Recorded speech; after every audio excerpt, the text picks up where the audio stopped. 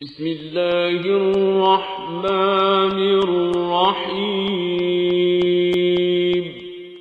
وَلَقَدْ يَسَّرْنَا الْقُرْآنَ لِلذِّكْرِ فَهَلْ مِن مُدَّكِرٍ۔ السلام علیکم ورحمۃ اللہ۔ الحمدللہ وکفا وسلام علی عبادہ الذین اصطفیٰ، اما بعد فاعوذ باللہ من الشیطان الرجیم، بسم اللہ الرحمن الرحیم۔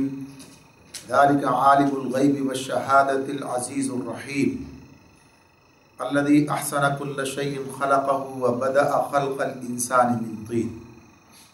سورہ سجدہ کی آیت 6 سے آغاز کیا ہے، 6 اور 7 دونوں کے ساتھ پڑھی ہیں۔ وہی ہے ہر پوشیدہ اور ظاہر کا جاننے والا، زبردست اور رحیم۔ جو چیز بھی اس نے بنائی خوب ہی بنائی۔ اس نے انسان کی تخلیق کی ابتدا گارے سے کی۔ اللہ رب العالمین کی قدرت، اس کی حکمت، اس کی مہربانی، یہ سب اللہ تعالیٰ بار بار ہمارے سامنے لے کر آتے ہیں تاکہ انسان اللہ تعالیٰ کے ساتھ اپنے تعلق کی نوعیت کو درست کر سکے۔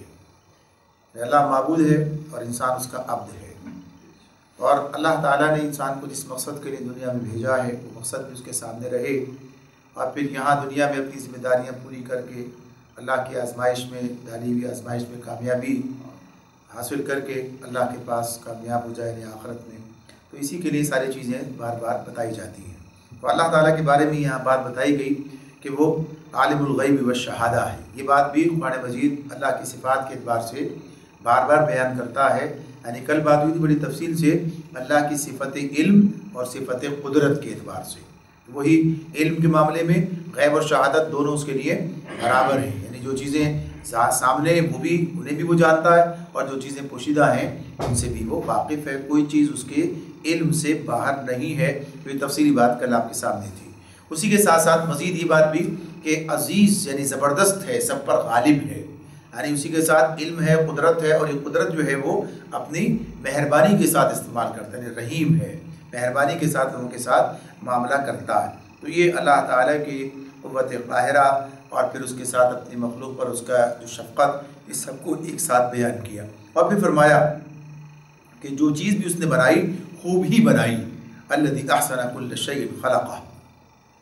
دنیا میں اللہ رب العالمین کی بنائی ہوئی چیزیں جتنی انسان کے سامنے، جو کچھ وہ دیکھ سکتا ہے، جو اس کی نظر میں، بے شمار چیزیں تو ایسی ہیں جہاں تک اس کی نظر نہیں پہنچتی، وہ نہیں دیکھ سکتا، نہیں جانتا، لیکن جو عظیم الشان کائنات میں جو چیزیں اس کے سامنے آتی ہیں ان کے بارے میں بھی اگر وہ دیکھے، غور کرے۔ اللہ تعالیٰ نے سورہ ملک میں اس بات مضمون کو اور زیادہ وضاحت کے ساتھ اور زیادہ زور کے ساتھ بیان کیا ہے کہ اپنی نظر دوڑاؤ، یعنی جہاں تک جا سکتی ہے، اور دیکھو کہ اللہ کی تخلیق میں کوئی نقص تمہیں نظر آئے، کوئی کجی کی نظر تمہیں آئے تو بتاؤ، اور پھر کہا کہ پھر نظر دوڑاؤ اور تمہاری نظر نامراد ہو کر پلٹ آئے گی، یعنی کوئی ایسی چیز تلاش نہ کر سکے گی۔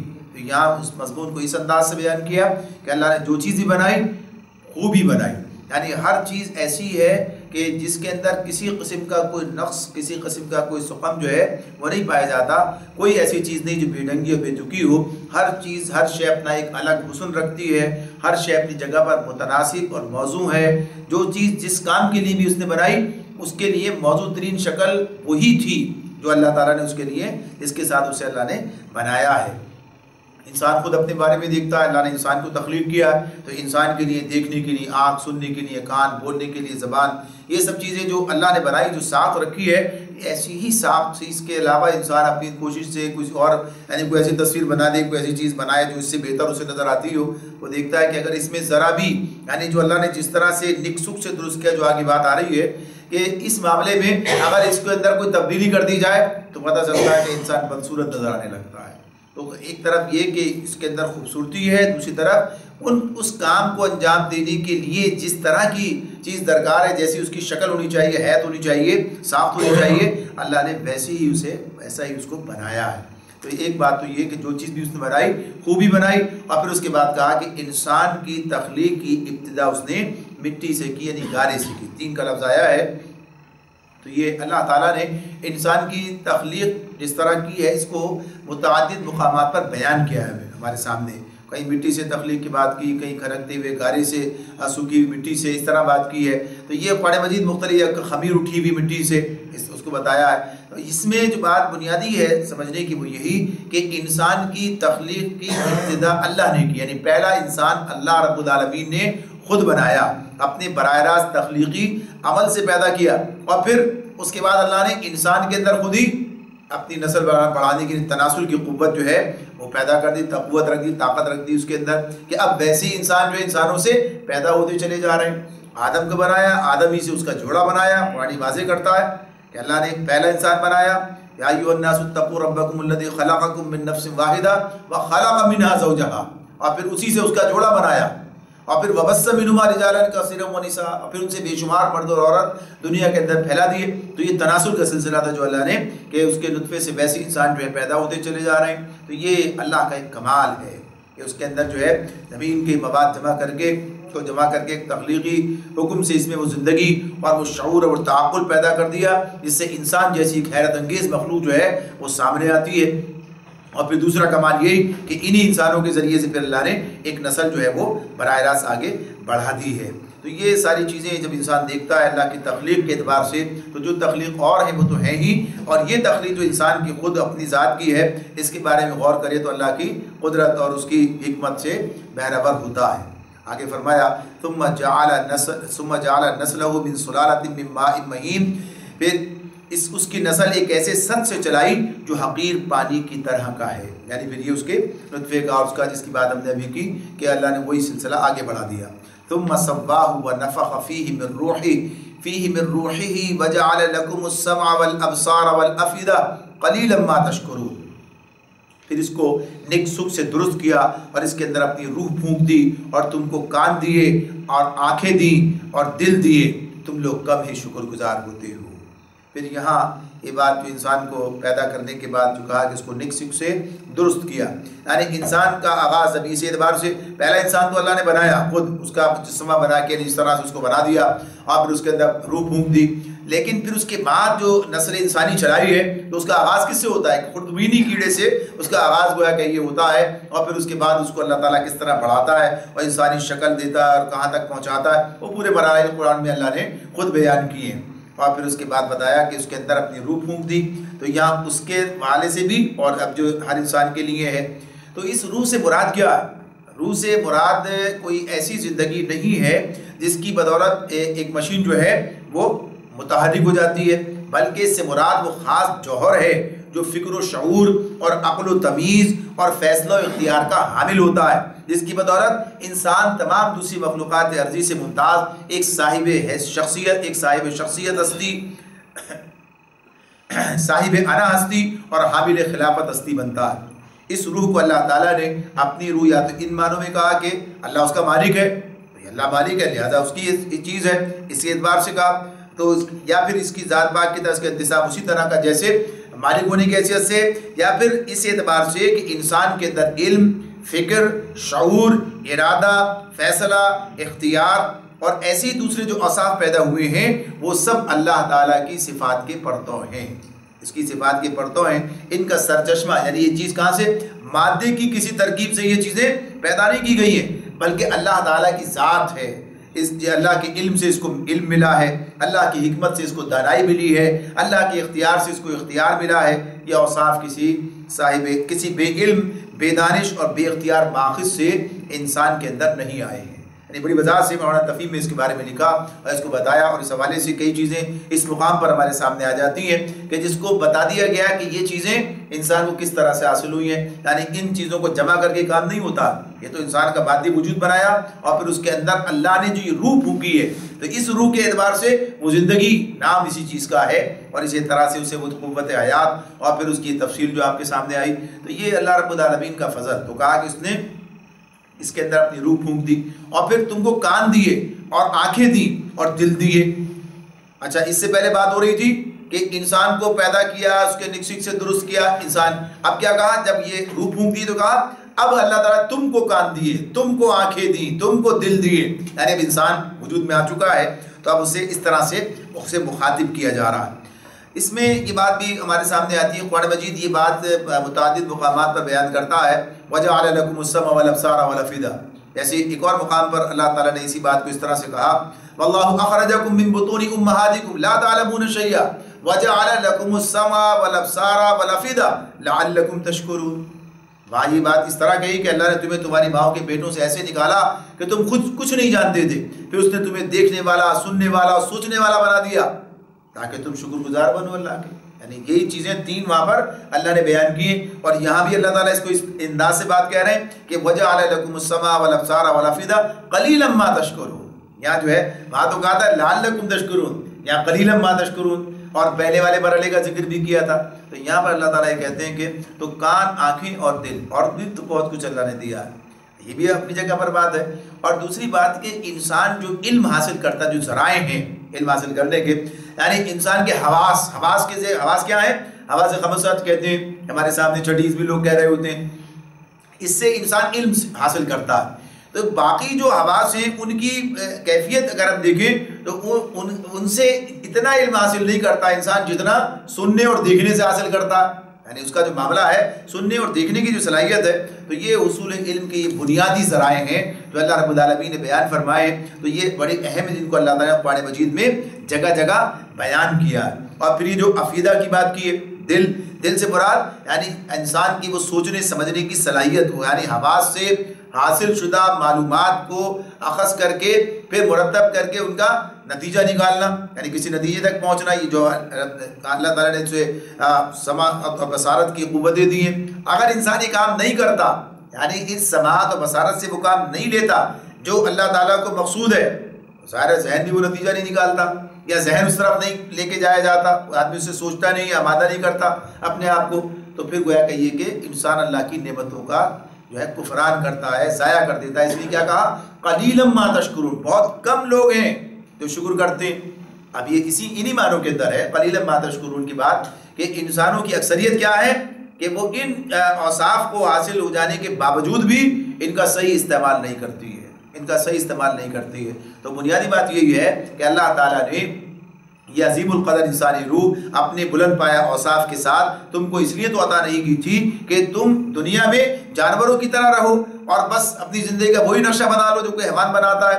تمہیں اللہ نے آنکھیں دی ہیں تو اس لیے کہ چشم بصیرت سے دیکھنے کے لیے، یعنی نہ کہ تم اندھے بن جاؤ، اندھے بن کر رہو۔ یہ کان تمہیں دیے تو ہوش گوش، یعنی اللہ تعالیٰ نے اسی لیے کہ آدمی جو ہے گوش ہوش سے کام لینے، اچھی ہوش کے ساتھ سنے، حقیقت کو دیکھیں، اور جو اس کے سامنے نصیحت کی باتیں ان کو سننے کے لیے اسے استعمال کرے، نہ کہ بہرا بن جائے چیزوں کے لیے۔ اور یہ دل تمہیں دیے گئے تھے تاکہ حقیقت کو سمجھو، صحیح رائے فکر و عمل اختیار کرو۔ یہ صلاحیتیں جب اللہ رب العالمین نے انسان کو دیں، اور جب وہ ان کا غلط استعمال کرتا ہے، جب وہ خواہشات کے غلام بن کر جسم و نفس کی لذتوں میں غرق ہو جاتا ہے، تو گویا کیا کہہ رہا ہوتا ہے کہ ہم ان نعمتوں کے لائق نہ تھے، یعنی گویا اپنی زبان حال سے اگر جانور اور انسان میں کوئی فرق نہیں ہے، انسان بھی ان صلاحیتوں کو اپنے نفس کے لیے استعمال کرتا ہے، جانور بھی استعمال کرتا ہے اپنی خواہشات کی تکمیل کے لیے، اور انسان بھی صحیح کام لیتا ہے، دوسرا وہ کام نہیں لیتا جو اس کے لیے اللہ نے اسے عطا کیے، تو گویا پھر وہ یہ کہہ رہا ہوتا ہے اپنی زبان حال سے کہ وہ ان نعمتوں کے لائق نہیں تھا۔ جانور اور انسان کا فرق جو ہے وہ مٹا دیتا ہے۔ تو اس اعتبار سے اس کے اندر جو ہے بنیادی طور پر یہ بات بتائی کہ لوگ اس کو حاصل کرنے کے بعد ان نعمتوں کی قدر کریں، ان کا صحیح استعمال کریں۔ اس لیے کیا کہا؟ قلیلا ما تشکرون، کم لوگ یہ کام کرتے ہیں۔ وقالوا اذا ضللنا في الارض انا لفي خلق جديد بل هم بلقاء ربهم كافرون، اور یہ لوگ کہتے ہیں کہ جب ہم مٹی میں رل مل چکے ہوں گے تو کیا ہم پھر نئے سرے سے پیدا کیے جائیں گے؟ اصل بات یہ ہے کہ یہ اپنے رب کی ملاقات کے منکر ہیں۔ اصل بات کیا ہے کہ یہ اپنے رب کی ملاقات کے منکر ہیں۔ تو یہ جو بات ان کی کہنے کی ہے کہ جب ہم مٹی میں رل مل چکے ہوں گے تو کیا ہم پھر نئے سرے سے پیدا کیے جائیں گے، یہ ہم کی بات، اس کو میں نے بڑی تفصیل سے بیان کیا ہے۔ آپ دیکھیے اس ہم کا جو تصور اور یہ واقعہ ہے، یعنی بات جب وہ کہتے ہیں، یہ جو بات کہتے ہیں کہ اللہ تعالیٰ نے پہلے توحید کی بات کی، پھر اس کے بعد یہ بات کہی ہے، تو یہ انسان کے لیے کہ یہ جو کچھ وہ کہہ رہے ہوتے ہیں، جو تردید اس بات کی نہیں کی ہے، بتایا یہ کہ ان کا یہ اعتراض جو کرنا ہے یہ کتنا غیر معقول اور غیر منطقی ہے۔ ان کا یہ کہنا کہ ہم مٹی میں رل مل چکے ہوں گے، آخر کیا معنی رکھتا ہے؟ ہم جس چیز کا نام ہے وہ کب مٹی میں ملتی ہے.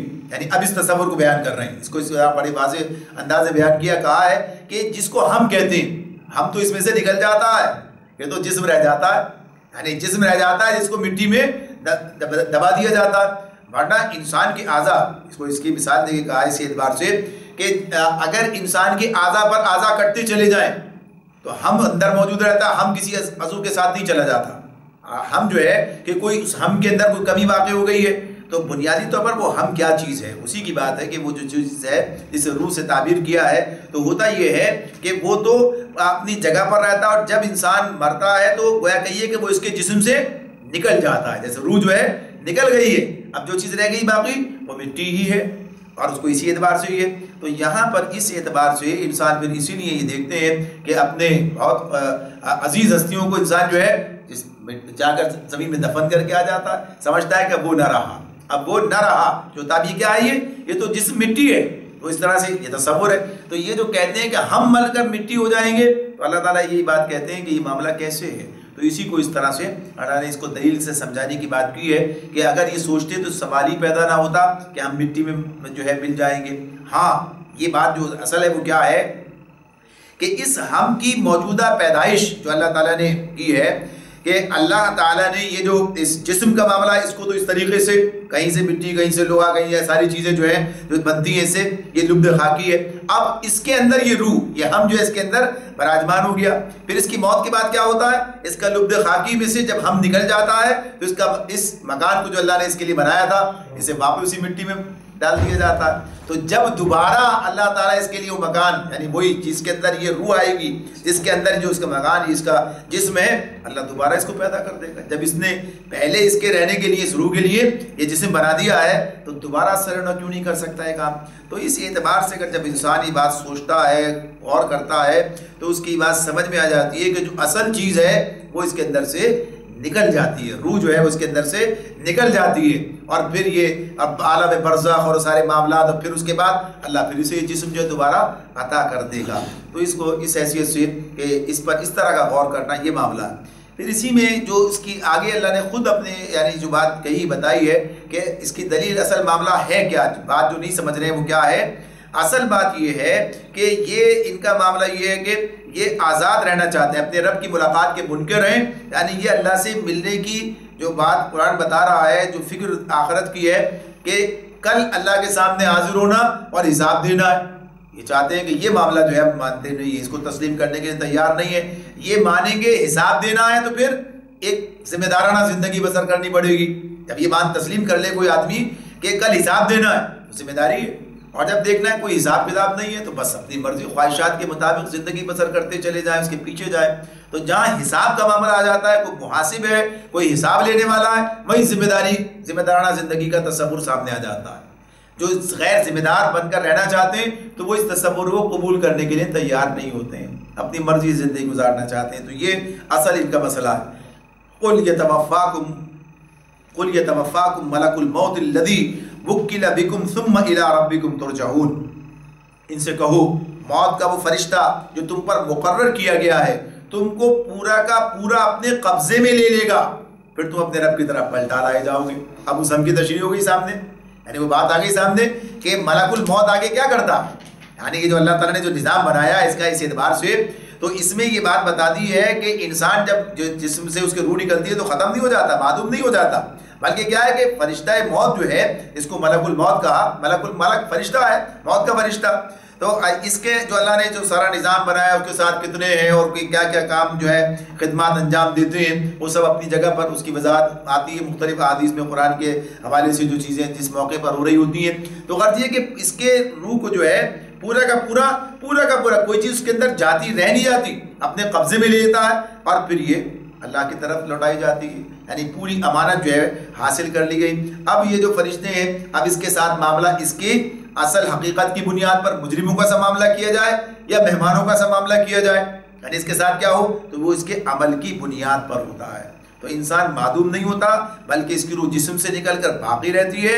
اور قرآن مجید جو بات اس مقام پر کہہ رہا ہے کہ موت کا فرشتہ تم کو پورا کا پورا اپنے قبضے میں لے لے گا، تو اس حیثیت سے پھر وہ انسان کی زندگی جو ہے وہاں ادھر جاتی ہے. تو یہ وضاحت کی ہے قرآن نے واضح طور پر کہ دیکھو زندگی نام کس چیز کا ہے اور کس اعتبار سے تمہیں اپنے رب کی طرف جانا ہے، پھر تم اپنے رب کی طرف پلٹا لائے جاؤ گے. وَلَوْ تَرَىٰ إِذِ الْمُجْرِمُونَ نَاكِسُو رُءُوسِهِمْ عِندَ رَبِّهِمْ رَبَّنَا أَبْصَرْنَا وَسَمِعْنَا فَارْجِعْنَا نَعْمَلْ صَالِحًا إِنَّا مُوقِنُونَ. کاش تم دیکھو اس وقت جب یہ مجرم سر جھکائے اپنے رب کے حضور کھڑے ہوں گے، اس وقت یہ کہہ رہے ہوں گے کہ اے ہمارے رب ہم نے خوب دیکھ لیا اور سن لیا، اب ہمیں واپس بھیج دے تاکہ ہم نیک عمل کریں. ہمیں اب یقین آ گیا ہے، ہمیں اب یقین آ گیا ہے. تو اب یہ اسی اشر کی بات ہو گئی شروع کہ جہاں پر یہ بات آئی کہ یہ اس کو مان نہیں رہے، لیکن کل جب یہ واقعہ ہوگا، جب یہ معاملہ آئے گا تو یوں یعنی حالت کا نقشہ اللہ نے پیش کیا جب اپنی رب کی طرف پلٹ کر یہ انسانی ہے نا اپنا حساب دینے کے لیے اللہ کی حضور کھڑی ہوگی. یعنی اس موقع کی بات ہے. تو یہ بات بتا دی گئی کہ یہ سب کچھ جو اس موقع پر انسان کہے گا، تو یہ دنیا میں اللہ تعالیٰ کا نظام کیا ہے، اسکیم کیا ہے، حقیقت پر پردہ پڑا ہوا ہے. یعنی انسان کے بارے میں سب سے پہلے کیا بات کی ہے کہ اللہ تعالیٰ یہ بات انسان کے بارے میں بتا رہے ہیں جو اس سے ہدایت حاصل کرتے ہیں، تو ان کے بارے میں کیا بتایا، یؤمنون بالغیب، غیب پر ایمان لاتے ہیں، غیب پر ایمان لاتے ہیں. تو غیب یعنی وہی حقیقتیں جو ابھی ان کے سامنے نہیں آئی ہیں لیکن انہیں خبر دی گئی ہے ان حقیقتوں کی. کتاب بھی خبر دے رہی ہے، اگر عقل استعمال کریں تو بھی بات سمجھ میں آتی ہے کہ ہاں کچھ تو ہے. یعنی انسان چیزوں کو اس حوالے سے پہچانتا ہے کہ اگر کچھ کے اثرات دیکھتا ہے تو کہتا ہے ہاں کچھ ہے. تو اس معاملے میں یہ حقیقت جو ہے کہا کہ اس وقت ایمان لانا، یقین لانا کرامت تھا. اب جب یہ کہیں گے، اب یہ کہہ رہے ہیں اللہ سے ہم نے خوب دیکھ لیا اور سن لیا، اب ہمیں واپس بھیج دیجئے، اب ہم نیک عمل کریں گے، اب ہمیں یقین آ گیا. تو ایسے یقین دلانا ہوتا تو دنیا میں دلا لیتے، یعنی دنیا میں پردہ غیب کا ہٹاتے اور سب کے سامنے آ جاتا. تو یہ تو اللہ کو مطلوب ہی نہیں تھا، یعنی یہ چیز جو ہے پیش نظر اس کے منصوبے میں تھی ہی نہیں کہ ایسے یقین دلانا ہے، لہذا کوئی فائدہ نہیں ہے. وَلَوْ شِئْنَا لَآتَيْنَا كُلَّ نَفْسٍ هُدَاهَا وَلَكِنْ حَقَّ الْقَوْلُ مِنِّي لَأَمْلَأَنَّ جَهَنَّمَ مِنَ الْجِنَّةِ وَالنَّاسِ أَجْمَعِينَ. اللہ تعالیٰ فرماتے ہیں جواب میں ارشاد ہوگا اگر ہم چاہتے تو پہلے ہی ہر نفس کو اس کی ہدایت دے دیتے، مگر میری وہ بات پوری ہو گئی جو میں نے کہی تھی کہ میں جہنم کو جنوں اور انسانوں سب سے بھر دوں گا. یہ بات کہ کوئی ایسا مطلوب نہیں تھا، جو بات پہلے ہو گئی کہ جو کچھ تم اب ایمان لانا، دیکھ کر یقین لانا، اس کی کوئی حیثیت نہیں ہے. بے دیکھے یعنی دلائل سے بات کو سمجھنا، عقل کو استعمال کرنا، یہ مطلوب تھا، یہ تمہاری آزمائش تھی، لہٰذا وہ معاملہ تو ختم ہو گیا. اور یہ جو اللہ تعالیٰ کا فیصلہ جو اس نے سنا دیا، قرآن میں سنا دیا، بتا دیا ہے کہ جو اس روش پر چلے گا وہ جہنم میں جائے گا. تو کہا میں نے اس کے مطابق یہ کام کر دیا، یعنی کام جو ہے تو یہ اللہ کا جو فیصلہ، اس کا جو علم ہے اس کے مطابق، اور جو اس نے پہلے سے انسانوں کو بتا دیا تھا کہ نتیجہ یہ نکلے گا. تو جن لوگوں کا خیال یہ ہے کہ اللہ تعالیٰ کی رحمت اور اس کی مہربانی اور اس کا معاملہ، اس کا رحم جو ہے وہ شاید اس بات پر محیط ہو جائے گا کہ اللہ تعالیٰ عدل کے مطابق فیصلہ نہ کر سکے. تو کہا کہ ایسا نہیں ہوگا. اللہ تعالیٰ کے فرما رہے ہیں کہ لَأَمْلَأَنَّ جَهَنَّمَ مِنَ الْجِنَّةِ وَالنَّاسِ أَجْمَعِينَ، بلکہ وَلَكِنْ حَقَّ الْقَوْلُ مِنِّي لَأَمْلَأَنَّ جَهَنَّمَ مِنَ الْجِنَّةِ وَالنَّاسِ أَجْمَعِينَ، کہ وہ بات جو اللہ کا قول تھا وہ پورا ہو گیا، یعنی ثابت ہو گیا کہ ہاں جہنم میں جنوں اور انسانوں کو اللہ نے ڈال دیا، جہنم کو سب سے بھر دیا. تو یہ انہی لوگوں کی بات ہے کہ جنہوں نے وہاں جانے کے راستے پر چلنے کو ترجیح دی. ورنہ اللہ جو قرآن میں سمجھا رہا ہے، کیوں سمجھا رہا ہے؟ اگر کوئی بات مان لے گا، سمجھ لے گا، تو ظاہر سی بات ہے کہ پھر اس کے لیے معاملہ نہیں ہے. اور جو لوگ یہ سوچتے ہیں کہ کوئی جبر کا معاملہ ہے، بھائی اللہ نے تو فیصلہ کر ہی دیا پہلے ہی، کون جنت میں جائے کون جہنم میں، تو اس کا مطلب یہ ہوا کہ ہم اللہ پر معاذ اللہ کوئی ایسا الزام رکھتے ہیں کہ اللہ ہمیں کہہ تو رہا ہے لیکن اس نے ہماری سوچنے کی، سننے کی صلاحیتیں ختم کر رکھی ہیں، یا ہماری عمل کی جو ہے قوت اس کو مسدود کر دیا، ہم چاہیں گے ہمیشہ غلط راستے پر، چاہیں بھی اگر صحیح راستے پہ جانا. تو ایسا نہیں ہے. اللہ تعالیٰ نے جہاں بھی یہ مضمون بیان کیا ہماری بات بتا دی کہ ہم نے سب کو کان دیے، سب کو آنکھیں دی، سب کو دل دیے. کسی نے ان سے کام لیا اور فائدہ اٹھا لیا، جس نے ان سے کام نہیں لیا نقصان میں رہا، جہنم میں چلا گیا. تو یہ بات بالکل واضح، اللہ کی طرف سے کوئی ظلم نہیں ہے کہ انسانوں کے ساتھ جو ہے کوئی ایسا معاملہ کیا گیا ہو. وذوقوا بما نسیتم لقاء یومکم ھذا انا نسیناکم وذوقوا عذاب الخلد بما کنتم تعملون۔ بس اب چکھو مزہ اپنی اس حرکت کا کہ تم نے اس دن کی ملاقات کو فراموش کر دیا۔ یہ بات جو اللہ تعالیٰ فرماتے ہیں کہ اس دن کی ملاقات کو فراموش کر دیا، اس کا احساس کہیں دل میں تھا، ہم نے بھی اب تمہیں فراموش کر دیا ہے۔ چکھو ہمیشگی کے عذاب کا مزہ اپنے کرتوتوں کی پاداش میں، یعنی کوئی اور بات نہیں ہے، کوئی ظلم نہیں ہو رہا ہے، تمہارے اپنے کیا دھرا تمہارے سامنے آ رہا ہے۔ تو انسان کو دنیا میں سمجھایا جا رہا ہے، یہ آخرت نہیں ہے، آج تو دنیا ہے، دنیا میں یہ سب چیزیں بتائی جا رہی ہیں، اور یہ قرآن انہیں سنایا جا رہا تھا جن لوگوں کے سامنے بات ہو رہی تھی۔ آج یہ قرآن سنانا ہماری ذمہ داری ہے، ہم لوگوں تک اس قرآن کو پہنچائیں، انہیں بتائیں یہ راستہ اس کی طرف جا رہا ہے، نتیجہ کیا نکلے گا۔ تو بنیادی بات یہ کہ بتا دیا کہ دنیا بتایا جا رہا ہے، اب جو دنیا میں نہیں مان رہا تو وہاں جا کے مانے گا، اب وہاں جا کے مانے گا تو اس ماننے کا کوئی فائدہ نہیں ہوگا۔ اس کے بعد آیت سجدہ ہے، انما یؤمن بآیاتنا الذین اذا ذکروا بها خروا سجدا وسبحوا بحمد ربهم وهم لا یستکبرون۔ ہماری آیات پر تو وہ لوگ ایمان لاتے ہیں جنہیں یہ آیات سنا کر جب نصیحت کی جاتی ہے تو سجدے میں گر پڑتے ہیں اور اپنے رب کی حمد کے ساتھ اس کی تسبیح کرتے ہیں اور تکبر نہیں کرتے، یعنی اللہ کی بات مان لیتے ہیں اور فوراً جو ہے عمل کے لیے آمادہ ہو جاتے ہیں اور بندگی اختیار کرتے ہیں۔ تو اللہ نے ان کی بات کی، پھر انہی کے بارے میں مزید بتایا تتجافى جنوبهم عن المضاجع يدعون ربهم خوفا وطمعا ومما رزقناهم ينفقون۔ فرمایا ان کی پیٹھیں بستروں سے الگ رہتی ہیں، اپنے رب کو خوف اور طمع کے ساتھ پکارتے ہیں اور جو کچھ رزق ہم نے انہیں دیا ہے اس میں سے خرچ کرتے ہیں۔ اب یہ اللہ کی بندگی کرنے والے، سجدہ ریز ہو جانے والے، ان کا جو ایمان لا کر اللہ کی آیات سنتے ہیں اور اس پہ نصیحت پر عمل کرتے ہیں، تو اس کی بات اللہ نے بتائی۔ تو یہاں ایک کیفیت کا ذکر کیا، یعنی نماز کی کیفیت کا ذکر کیا۔ اللہ کی بندگی کا سب سے بڑا اظہار جو ہے وہ نماز ہی ہے کہ آدمی نماز ادا کرتا ہے تو بندگی کا اقرار کر رہا ہوتا ہے، نظر آتا ہے کہ یہ اللہ کا بندہ بن کر رہنے کے لیے تیار ہے۔ یہ الگ بات کہ اس کیفیت کو نہ سمجھے، یعنی اس نماز کی اس کیفیت کو نہ سمجھے اور ایک طرف نماز بھی ادا کرتا رہے، اسے اللہ کی بندگی کے خلاف بھی کام کرتا رہے، چلتا رہے، تو لیکن اصل نماز کی کیفیت یہی ہے، وہ اس طرف بلاتی ہے، بتاتی ہے۔ تو یہاں پر اللہ رب العالمین نے آگے کی بات کی ہے کہ ان کی پیٹھیں تتجافى جنوبهم عن المضاجع، کہ ان کی پیٹھیں بستروں سے الگ رہتی ہیں، یعنی کیا مطلب ہے؟ ہمیشہ جاگتے رہتے ہیں، کیا کرتے ہیں؟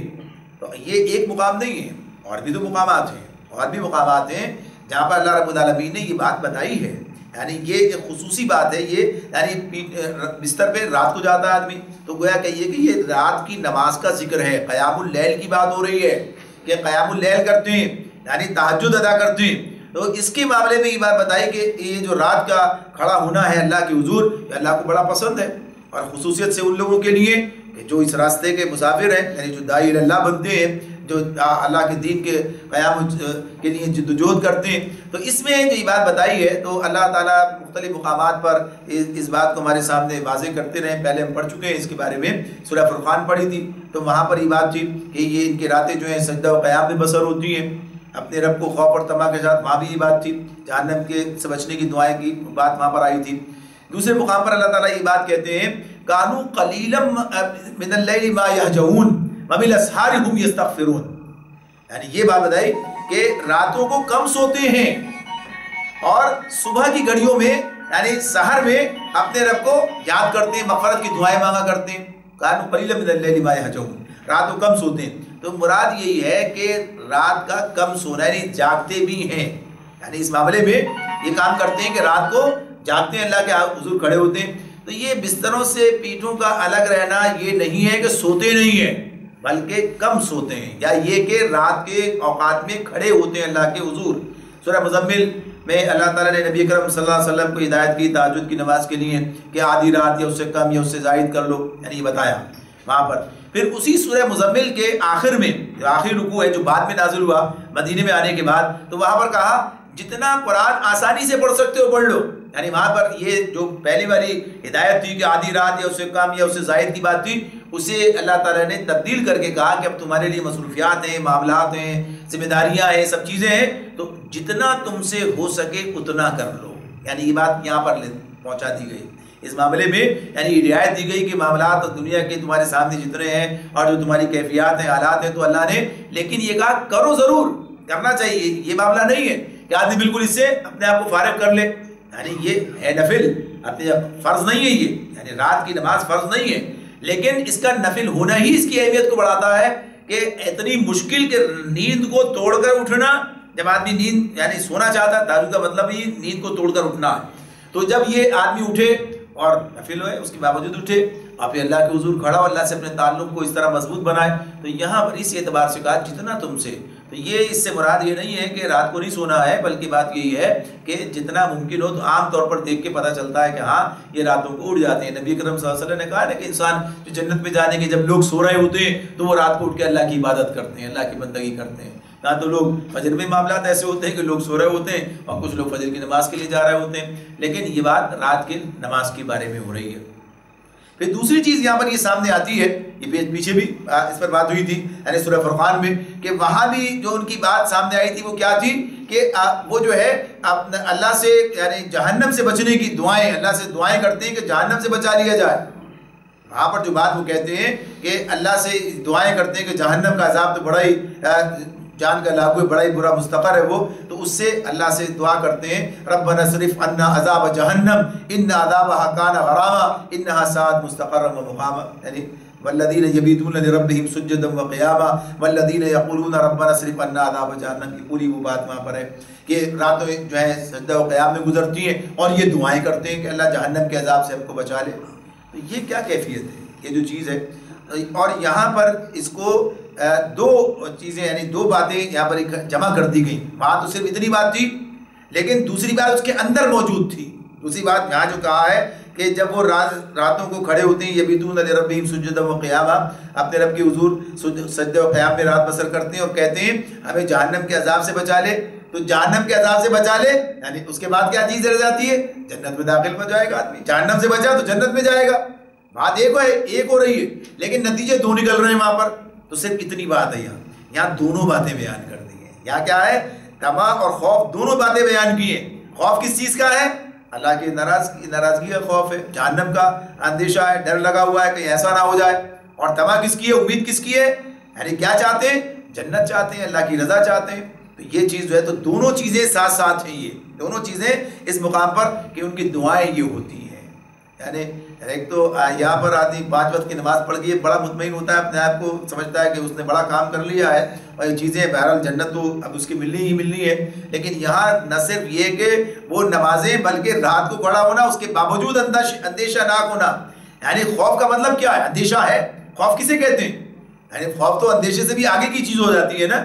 کسی چیز کا اندیشہ موجود ہوتا ہے تو پھر آدمی پر خوف کی حالت طاری ہوتی ہے. تو یہ بات جب تک خاتمہ بالخیر نہ ہو جائے, جب تک خاتمہ بالخیر نہ ہو جائے اور اللہ کی رحمت کا انسان مستحق قرار نہ پا جائے, یہ خطرہ لگا ہوا ہے. تو کوئی مسلمان مومن کا معاملہ کیا, ایمان کی کیفیت کیا ہے, کبھی اس کو بے خوف نہیں ہونے دیتی, ہمیشہ اندیشہ کہ ایسا نہ ہو کہ معاملہ خراب ہو جائے.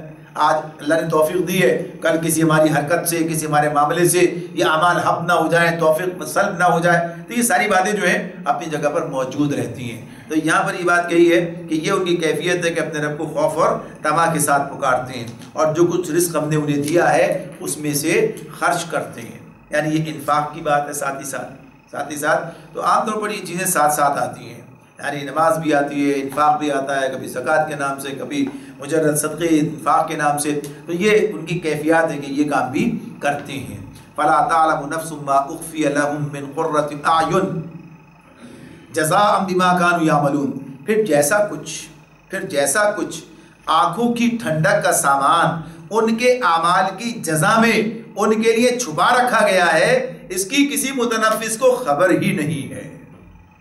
یعنی یہ لوگ جو اللہ کے حضور کھڑے ہوتے ہیں اور اس طرح اللہ سے اپنے تعلق کو مضبوط کرتے ہیں اور پھر اس طرح سے اللہ سے دعائیں مانگتے ہیں, تو نتیجہ کیا, اللہ نے نتیجہ سنا دیا, فیصلہ ہو گیا, سنا دیا گیا کہ جو یہ کام کر رہے تھے, راتوں کو کھڑے تھے اور اللہ سے خوف اور امید کا دامن انہوں نے وابستہ کر رکھا تھا اور ڈرتے بھی تھے اور اس سے توقع بھی رکھتے تھے, اسی سے توقع ہے, اسی کا جو ہے ڈر بھی, سارے معاملات اسی کی طرف ہیں. تو اللہ کا فیصلہ آ گیا کہ پھر جیسا کچھ آنکھوں کی ٹھنڈک کا سامان ان کے اعمال کے نتیجے میں قرۃ اعین, قرۃ اعین کا لفظ ہے تو اس میں کہ آنکھوں کی یعنی دیکھ کے اس کی کہتے ہیں دل باغ باغ ہو گئے، آنکھیں ٹھنڈی ہو گئیں، یعنی ایک ایسی کیفیت ہے. تو فلا تعلم نفس ما اخفی لهم من قرۃ اعین، کیا چیز ہے کوئی نفس نہیں جانتا. نبی اکرم صلی اللہ علیہ وسلم کا ارشاد ہے، آپ نے فرمایا کہ اللہ تعالیٰ فرماتا ہے کہ میں نے اپنے بندوں کے لیے وہ کچھ فراہم کر رکھا ہے جسے نہ کبھی کسی آنکھ نے دیکھا، نہ کبھی کسی کان نے سنا، اور نہ کسی انسان کے دل میں اس کا کوئی تصور، اس کے ذہن میں کوئی تصور اس کا کر سکا ہے. اور یہ مختلف تھوڑے سے تغیر سے روایت بیان ہوئی ہے آگے پیچھے. تو بنیادی طور پر بات یہ کہ جو چیز انسان نے دیکھی سنی نہیں، تصور کہاں سے آئے گا؟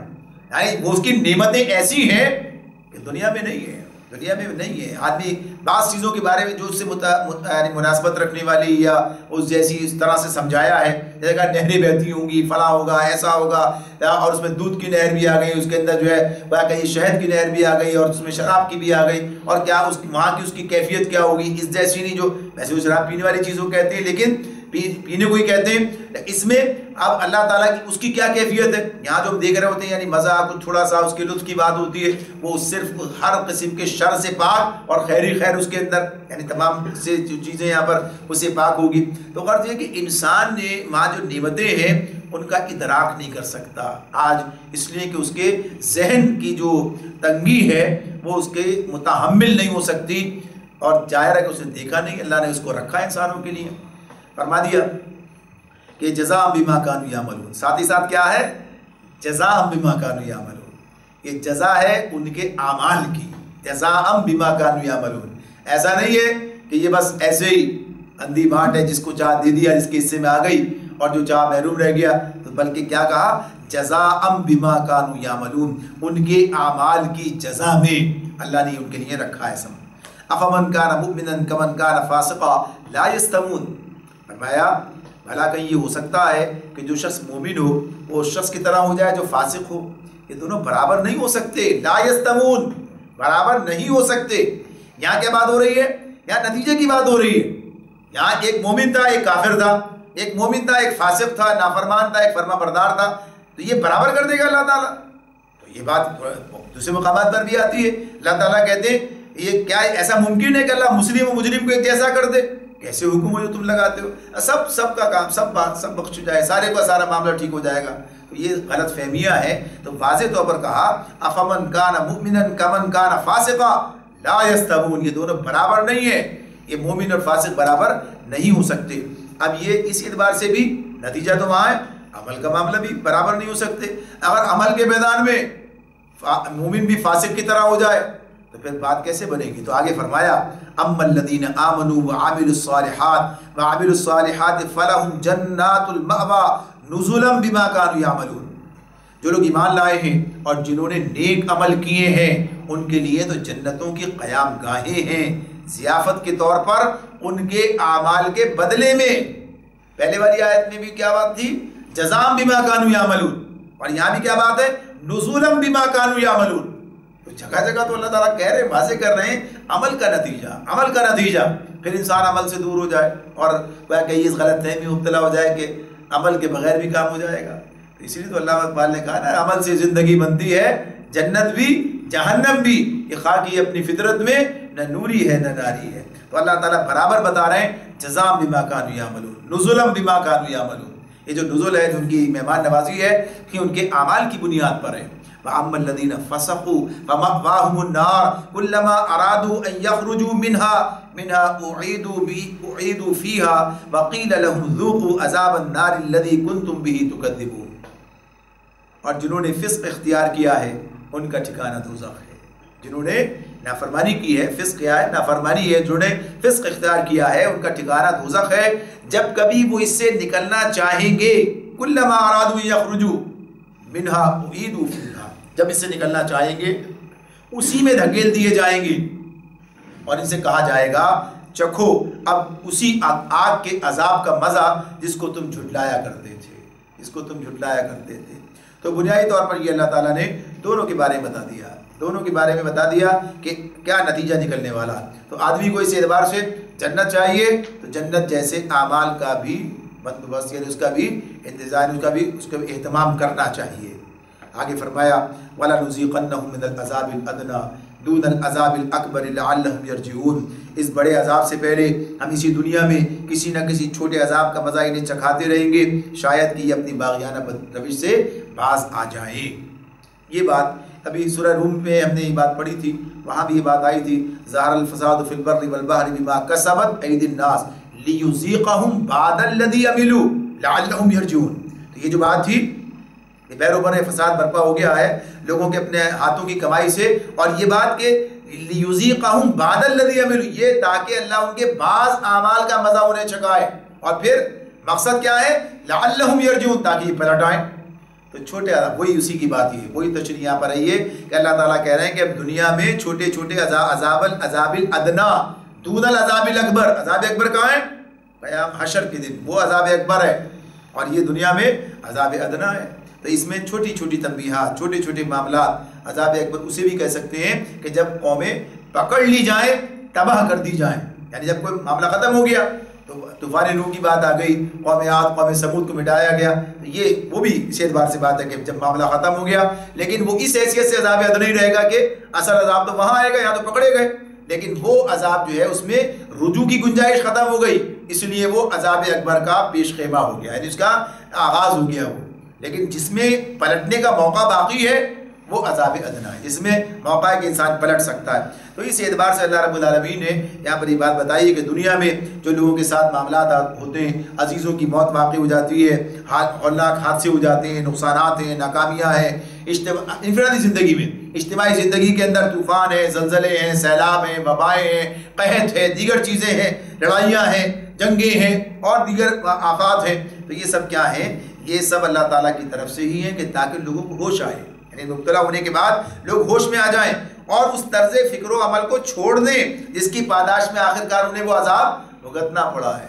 آج جو صورتحال ہے یہی بات ہے، اگر ایک احساس ہو جائے کہ آج جو اللہ تعالیٰ نے گویا کہیے کہ ہمیں اغیار کے حوالے کر دیا، چھوڑ دیا ہے، یعنی اللہ کی نظر رحمت ہم سے پھری ہوئی ہے، کہ اس بنیاد کیا ہے؟ ہمارے اعمال کا نتیجہ ہے۔ اگر واپس آ جائیں پھر اللہ تعالیٰ کے محبوب بن جائیں، پھر اسی طرح سے اللہ تعالیٰ ہماری حفاظت کرے، پھر ہماری مدد کرے، پھر ہماری نصرت فرمائے، یہ سب چیزیں ممکن ہے جب اس راستے پہ چلے۔ تو اس اعتبار سے اللہ تعالیٰ دنیا میں انسان کو ان کیفیات سے گزارتا ہے، دنیا میں ایسی بس آرام سکون یہ کیفیت ہے، پتہ ہی نہ چلے۔ یہ حالات بھی آتے ہیں جن کی بنیاد پر یہ بات ہوتی ہے کہ انسان کو پلٹنے کا موقع ملے۔ یہ بات بھی قرآن مجید میں، یہ مضمون بھی ہمارے سامنے آتا ہے، اس میں اللہ تعالیٰ یہ بات کہتے ہیں کہ ہم نے انہیں مشکلیں مبتلا کیا تاکہ ان کے دل نرم پڑ جائیں، یہ پلٹ آئیں، لیکن یہ آتے کیوں نہیں ہیں؟ تو اس اعتبار سے یہ بات جو ہے اس میں اس مقام پر ہمیں بتائی گئی کہ ان چیزوں سے تنبیہات سے سبق سیکھا جائے۔ تو انشاءاللہ سورہ مکمل ہونے والی ہے، تو اس کو اس اعتبار سے ہم کل باقی اس کے ساتھ ملا لیں گے۔ اللہ تعالیٰ ہمیں سمجھنے اور عمل کرنے کی توفیق عطا فرمائے۔ آخر دعوانا ان الحمد للہ رب العالمین۔